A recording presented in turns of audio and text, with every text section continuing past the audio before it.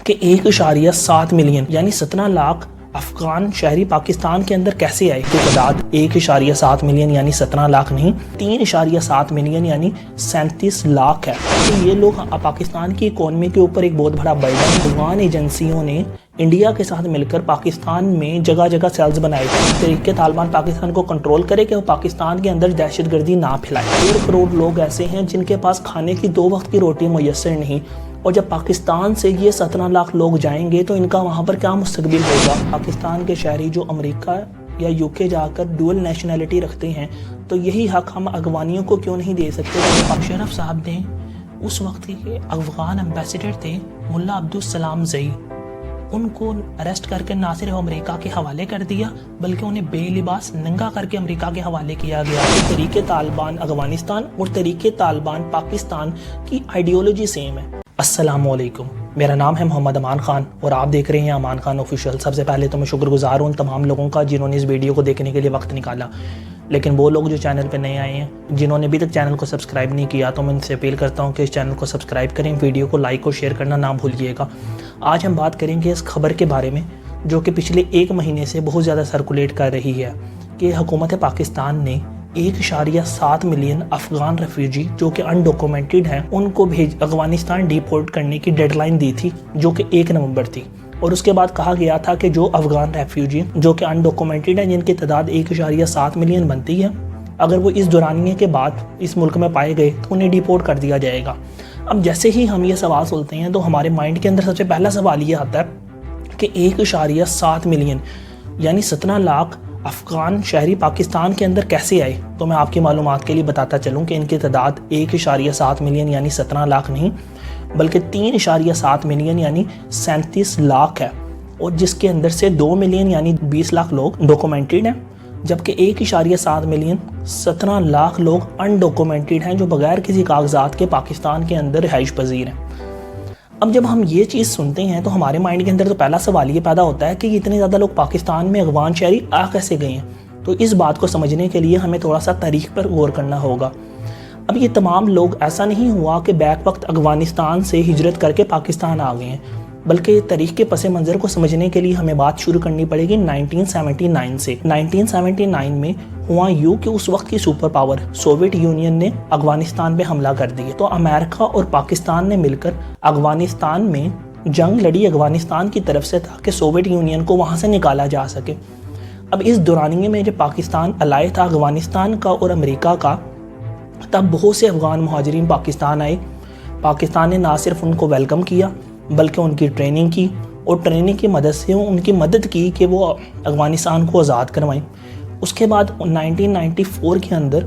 اسی طرح ہی طالبان نے ٹیک اوور کر لیا افغانستان کے اندر۔ تب بہت سے لوگ جو طالبان کے مخالف تھے انہوں نے کہا کہ اب تو ہمارا افغانستان میں جینا مشکل ہو جائے گا، تو لہٰذا وہ بھی پاکستان آ گئے۔ اسی طرح ہی 2001 میں 9/11 ہوا تو امریکہ نے افغانستان پر حملہ کر دیا، اس کے نتیجے میں بھی بہت سے ریفیوجی پاکستان کی طرف آئے۔ لیکن سب سے یونیک بات یہ ہے کہ اگست 2021 کے اندر جب طالبان نے ٹیک اوور کیا تو تقریباً 2.5 لاکھ افغان شہریوں نے پاکستان کی طرف ہجرت کی۔ اب یہ تمام وہ لوگ نہیں تھے جو بلکہ ویزا لے کے آئے تھے، یہ تمام وہ لوگ ہیں جو کہ اللیگلی پاکستان کے اندر آئے تھے۔ اب یہ کیسے آئے اس کے بارے میں تو ہم بعد میں بات کریں گے۔ اب ہم جانتے ہیں، اگر جیسا کہ میں نے آپ کو بتایا کہ ٹوٹل افغان مہاجرین کی جو تعداد بنتی ہے وہ ہے 3.7 ملین یعنی 37 لاکھ۔ اب حکومت کا ورژن کیا ہے؟ حکومت کیوں چاہتی ہے کہ ان لوگوں کا پاکستان سے زیادہ نکلنا پاکستان کی خوشحالی کے لیے الیکشن سے بھی زیادہ ضروری ہے؟ حکومت کا کہنا یہ ہے کہ چونکہ اب طالبان کی گورنمنٹ آ چکی ہے افغانستان پہ اور افغانستان اب سیف ہے، تو اس کے لیے ضروری ہے کہ تمام افغان مہاجرین جو کہ انسٹیبلٹی کی وجہ سے پاکستان کے اندر آئے تھے اب انہیں دوبارہ افغانستان میں ڈیپورٹ کر دیا جائے۔ دوسرا مسئلہ حکومت یہ بتاتی ہے کہ یہ لوگ پاکستان کی اکانومی کے اوپر ایک بہت بڑا برڈن ہے،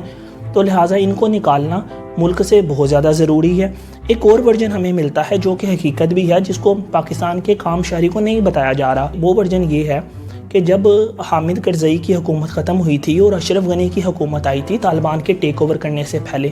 تو اس دور کے اندر افغان ایجنسیوں نے انڈیا کے ساتھ مل کر پاکستان میں جگہ جگہ سیلز بنائے تھے، اور یہ سیلز ان سیلز کے اندر جو لوگ ہیں وہ ایک بڑی تنظیم سازی کے طریقے سے پاکستان میں کراچی لاہور میں ٹارگٹ کلنگ کرتے. جیسا کہ پتہ ہے کہ پاکستان کے افغانستان کے ساتھ تعلقات پچھلی حکومتوں میں اچھے نہیں رہے. جیسے ہی طالبان کی حکومت آئی تو پاکستان کے پرائم منسٹر عمران خان نے بہت زیادہ داد دی اور کہا طالبان نے غلامی کی زنجیریں توڑ دی ہیں. اور اس کے بعد ایک ہفتے کے بعد پاکستان کے ڈی جی ISI اس وقت کے جنرل فیض حمید صاحب نے پلین پکڑا اور وہ سیدھا افغانستان گئے اور اس طرح تاثر دینے کی کوشش کی جیسے افغانستان میں طالبان کے ٹیک اوور میں پاکستان کا بہت بڑا ہاتھ ہے. اور اس کے 2 ہفتے کے بعد پاکستان کے افغانستان سے مذاکرات شروع ہوئے. ان مذاکرات کے شروع ہونے کی وجہ یہ تھی کہ پاکستان کے اندر جیسے افغانستان کے اندر طریقے طالبان ہے، اسی طرح ہی پاکستان کے اندر بھی طریقے طالبان پاکستان ہے. یہ طریقے طالبان پاکستان کے اندر دہشت گردی کرتی ہے. اب مسئلہ یہ ہوتا ہے اور بہت سے دھماکوں کے اندر ایون کہ پچھلے پاکستان کے انٹیریئر منسٹری کے مطابق ابھی پچھلے 7 سے 8 ماہ کے اندر جو دھماکے ہوئے ہیں ان میں سے 24 حملوں میں 14 کلیم کیا جاتا ہے کہ یا تو وہ TTP نے کروائے ہیں یا ان میں سے TTP نے اس کا ذمہ لیا ہے کہ بھائی ہم نے ہی کروائے ہیں. اب پاکستان نے افغانستان سے مطالبہ کیا کہ وہ TTP کو کنٹرول کریں، یعنی طریقے طالبان پاکستان کو کنٹرول کرے کہ وہ پاکستان کے اندر دہشت گردی نہ پھیلائے. اس مقصد کے لیے ڈیلیگیشنز بار بار افغانستان بھیجے گئے لیکن افغانستان کی طرف سے کوئی اچھا رد عمل نظر میں نہیں آیا. اس کے بعد ہوا یہ کہ پاکستان نے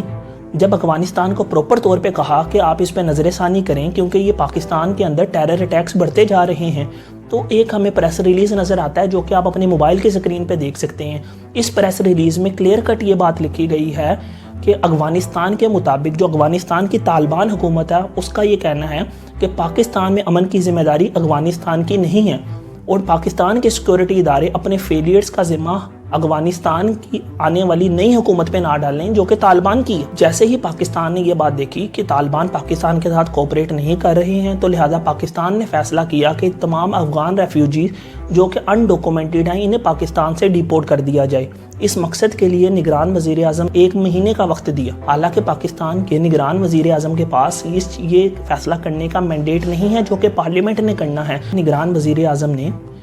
1 مہینے کا وقت دیا اور افغانستان کے تمام انڈاکومنٹڈ ریفیوجی کو یہ پیغام دیا گیا کہ آپ 1 ماہ کے اندر پاکستان چھوڑ کر افغانستان چلے جائیں. اگر آپ 1 ماہ کے اندر پاکستان چھوڑ کر افغانستان نہیں جائیں گے تو آپ کو زبردستی ڈیپورٹ کر دیا جائے گا. اور اب تک کی رپورٹ کے مطابق 1.7 ملین افغان انڈاکومنٹڈ ریفیوجیز میں سے 4 لاکھ سے زائد لوگوں نے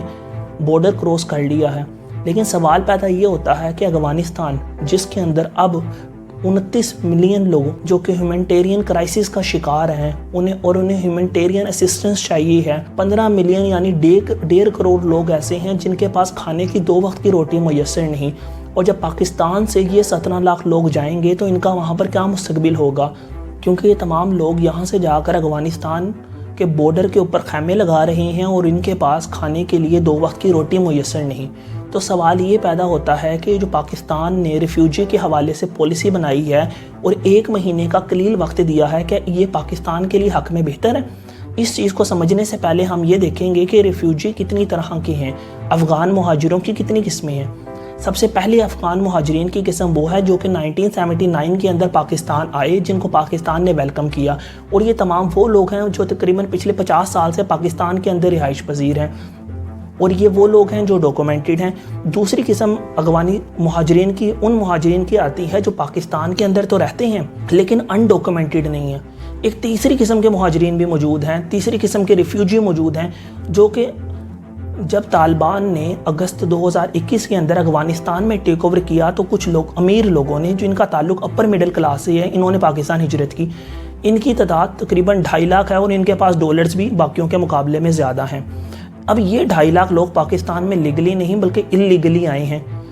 ہمیشہ ہم اسٹیبلشمنٹ کے اوپر تنقید کرتے ہیں جب اسٹیبلشمنٹ پولیٹکس میں انٹرفیرنس کرتی ہے، لیکن ہمیں پتہ ہے کہ پاکستان کی ایگزسٹنس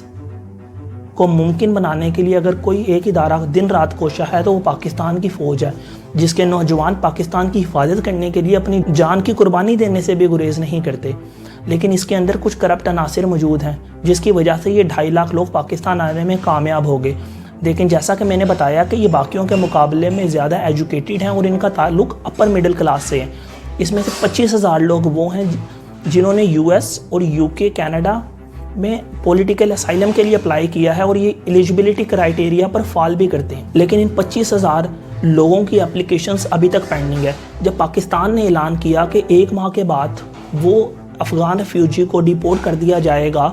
تو تمام اپلیکیشنز کا جو عمل ہے وہ بھی تیز ہو گیا، اور اس کے نتیجے میں ہم نے دیکھا کہ یو کے سے ایک فلائٹ آئی اور اس فلائٹ کے اندر 140 افغان ریفیوجیز کو یو کے منتقل کر دیا گیا، اور پاکستان کے گورنمنٹ آفیشیل کے مطابق تقریباً دسمبر تک 12 فلائٹس آئیں گی جو افغان ریفیوجی کو پاکستان سے افغانستان لے جائیں گی۔ اب اس پالیسی کا انالیسس کرنے سے پہلے کہ پاکستان کا یہ ڈیسیجن کہ انڈاکومنٹڈ افغان ریفیوجیز کو پاکستان سے افغانستان ڈیپورٹ کر دینا چاہیے ٹھیک ہے یا نہیں،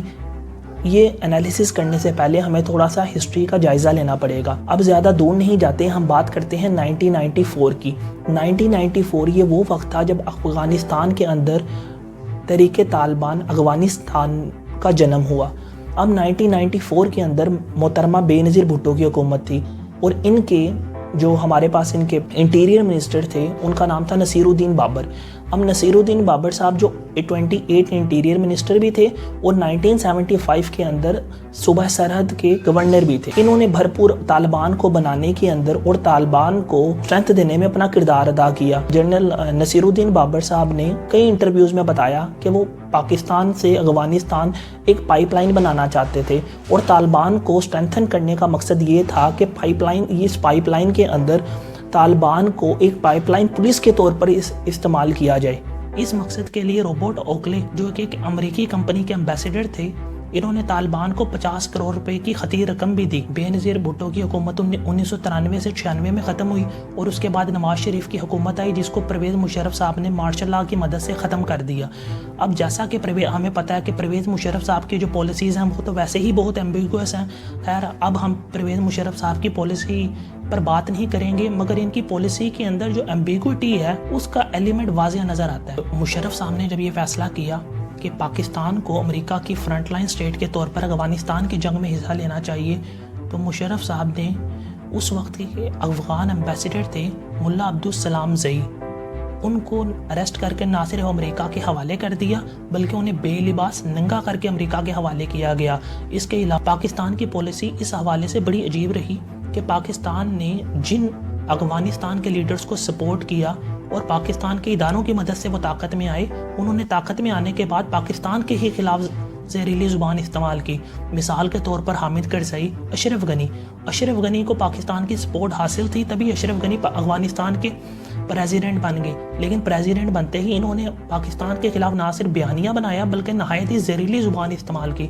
2015 کے اندر جب نریندر مودی نے افغانستان کی پارلیمنٹ کی بلڈنگ کا اناگوریشن کیا، تو جب وہ افغانستان آئے تو انہوں نے افغانستان میں آ کر پاکستان کے خلاف نہایت ہی گھٹیا زبان استعمال کی۔ جب 2021 کے اندر طالبان نے افغانستان میں ٹیک اوور کیا تو اس وقت کے پاکستان کے پرائم منسٹر نے کہا کہ افغانستان میں طالبان نے امریکی غلامی کی زنجیریں توڑ دی ہیں، اور اس وقت کے DGISI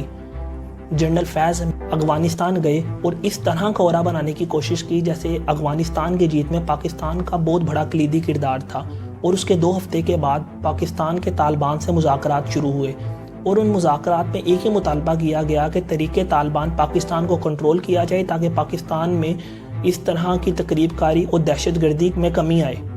مگر افغانستان نے اس کے بعد پاکستان کو کوئی ایسا بھرپور رسپانس نہ دیا، اور اس کے نتیجے میں یہ ڈیلیگیشن اور یہ مذاکرات بغیر کسی نتیجے کے ختم ہو گئے۔ اب جب دوبارہ تحریک طالبان پاکستان کے اندر ایکٹیو ہوئی، اور ان کے ایکٹیو ہونے کے اندر افغانستان کا ایک بہت بڑا میجر رول ہے۔ اس کی وجہ یہ ہے کہ تحریک طالبان افغانستان اور تحریک طالبان پاکستان کی آئیڈیولوجی سیم ہے۔ تحریک طالبان پاکستان میں وہی مقاصد رکھتی ہے جو طالبان کے مقاصد افغانستان کے اندر تھے، تو لہٰذا حکومت پاکستان نے افغانستان کو کہا کہ آپ تحریک طالبان پاکستان کو کنٹرول کریں، جس پر ان کی ایک سپوکس پرسن کی ان کے دفتر خارجہ سے ایک ہمیں پریس ریلیز نظر آئی جس کے بارے میں نے آپ کو ابتدا میں بتایا، جس میں کلیئر کٹ یہ بات لکھی تھی کہ پاکستان میں امن افغان حکومت کی ذمہ داری نہیں ہے، اور اس کے بعد پاکستان نے فیصلہ کیا کہ پاکستان میں موجود 1.7 ملین یعنی 17 لاکھ انڈاکومنٹڈ افغان مہاجرین کو 1 نومبر سے پہلے ڈیپورٹ کر دیا جائے گا۔ اگر ہم بات کریں کہ اس کو ڈیپورٹ کرنے سے پاکستان کو فائدہ یا نقصان ہوگا، وہ تو وقت بتائے گا، لیکن سب سے پہلی بات یہ کہ وہ لوگ جو 40 سال سے یا 30 سال سے پاکستان میں رہ رہے ہیں، جنہوں نے شاید افغانستان میں سے جن کا کوئی تعلق نہیں ہے، ان کو بھی پاکستان سے ڈیپورٹ کیا جا رہا ہے۔ وہ بچے جو اسکول، کالج اور یونیورسٹیوں میں پڑھتے ہیں، وہ 1 ماہ کے اندر کس طرح افغانستان شفٹ ہو سکتے ہیں۔ دوسرا معاملہ یہ کہ یہ بھی دیکھا گیا ہے کہ افغان بزنس مین جو کہ پاکستان میں لیگلی ڈاکومنٹڈ ہیں، ان کو بلیک میل کیا جا رہا ہے۔ تو سوال پیدا یہ ہوتا ہے کہ آج کل کی ماڈرن دنیا کے اندر، جیسا کہ پاکستان کے شہری جو امریکہ یا یو کے جا کر ڈوئل نیشنلٹی رکھتے ہیں، تو یہی حق ہم افغانیوں کو کیوں نہیں دے سکتے جو کہ پاکستان میں 20 یا 30 سال سے رہ رہے ہیں۔ جیسے جیسے دنیا تبدیل ہو رہی ہے، تب سے یہ جو اسٹیٹ نیشنل سسٹم ہے یہ کمزور ہو رہا ہے، سرحدیں آسان ہو رہی ہیں، سرحدیں نرم ہو رہی ہیں۔ تو ہمیں یہ بات سوچنی چاہیے کہ ہمارا مقصد طریق طالبان پاکستان کو کنٹرول کرنا ہونا چاہیے۔ طریق طالبان پاکستان میں سرگرمیوں کرنے کی مزید اجازت نہیں دینی چاہیے، اور اس مقصد کے لیے پاکستان کے تمام ادارے دن رات کوشاں ہیں، اور ہم امید کرتے ہیں کہ آئندہ آنے والے سالوں میں طریق طالبان پاکستان کی ایکٹیویٹیز کو کنٹرول کر